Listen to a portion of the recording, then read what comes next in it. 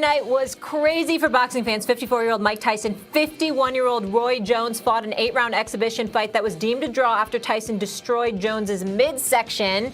Age ain't nothing but a number, but everyone is still talking about a former NBA star. Nate Robinson got knocked out by YouTube star Jake Paul in the second round. And when I say knocked out, I mean knocked out cold. Stephen A., what do you think was the bigger story? Was it Tyson Jones, or was it the fact that we saw Nate Robinson get KO'd? I think it was Nate Robinson getting put to sleep. And when I say sleep, I mean sleep. I'm talking about out, not moving, completely out cold. Max, I don't know if it was smelling salts or something that they used, but he was on that canvas, I counted, for at least 2 to 3 minutes.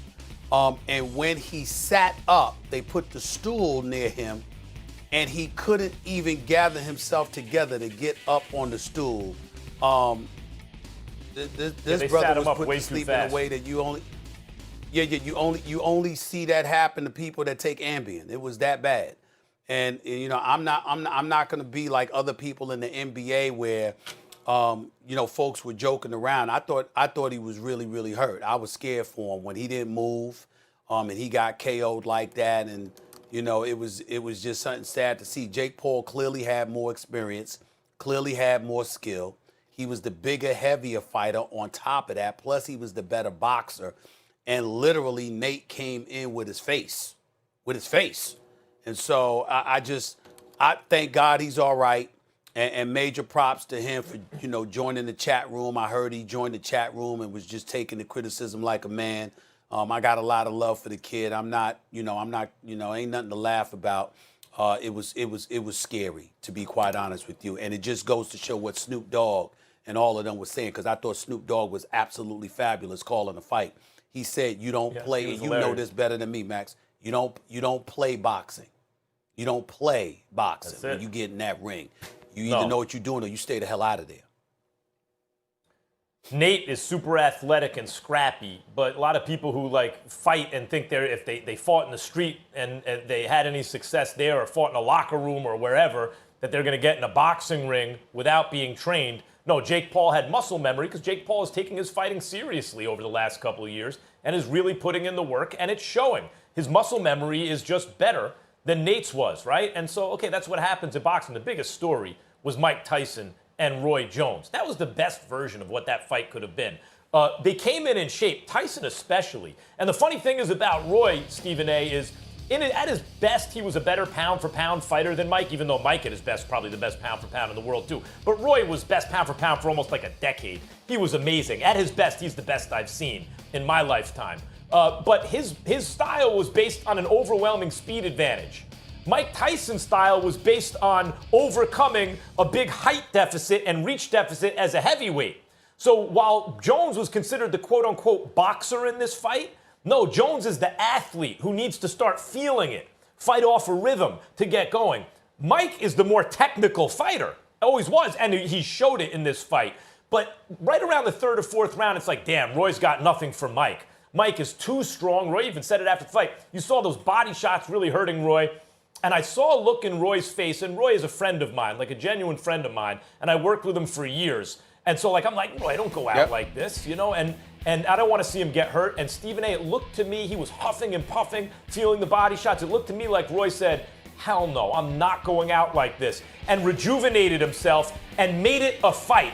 Whether or not it was a draw, it's something else, but Roy made it competitive. He refused to just get run over. And because of that, because no one got hurt, I was highly entertained in the end. I thought that was the best version of what that fight might have been, and I wouldn't mind seeing Mike do it again, provided you match him right. Another old guy, another small guy, not a big young guy. I was very relieved that Roy didn't get hurt because it's not, you know, listen, Tyson obviously isn't what he's 54 years old, and you know what, it was good to see him in the shape that he was in. Obviously, he's 54 years old, so you weren't going to see the same Mike. But I was scared for Roy's life because of how I'd seen Roy get knocked out in previous years. So I'm thinking there's some damage there, and if he gets caught right, it could be, well, Nate Robinson. Well, it turns out that did not happen to Roy, so I was very, very relieved about that. But And Roy got caught a couple times, Nate Stephen had A. just got, but I know that. But if he had just gotten hurt, Max, and wobbled, I'm talking about Nate Robinson here. If he had just got hurt, wobbled, TKO, that would be different. But to go out the way he went out, listen, that's what everybody's talking about because of the way he went out. I mean, literally, it's very, very rare that you see somebody literally put to sleep.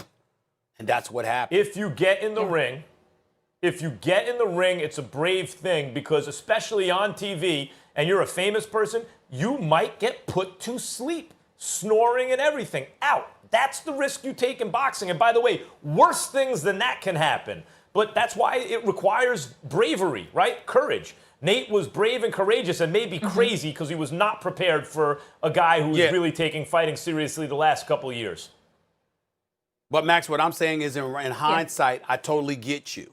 But for those 2 minutes that he was laying there, not moving, were you not scared? I was. Yeah, and he also, the first knockdown, he was caught kind of behind the ear in the back of the head. It's a dangerous shot. Yeah, no question. I was just grateful to have something good to watch Saturday night. Not getting out the house much lately. None of us are. We will leave it there. When we come back here, we're finally going to... Yes, that as well, Stephen A. Yes, tongue in cheek there. Obviously, health is first. We're talking Pats. At this point, is Cam just a guy? Let the fellas tell you this after the break. Max Kellerman. We have a packed second hour. So much to get into, especially the boxing. I can't wait for that. But first, this game. Did Mahomes clinch MVP yesterday against Brady? No. He clinched MVP before the season started. He's better than everyone else. He's Mike Trout if Mike Trout just won World Series MVP. He's LeBron James if LeBron James was like drafted onto the 73-win Warriors, right? Yeah, he's got great teammates around him, and he hit the ground running. His first year as a starter, 50 touchdowns, led the league, 12 interceptions.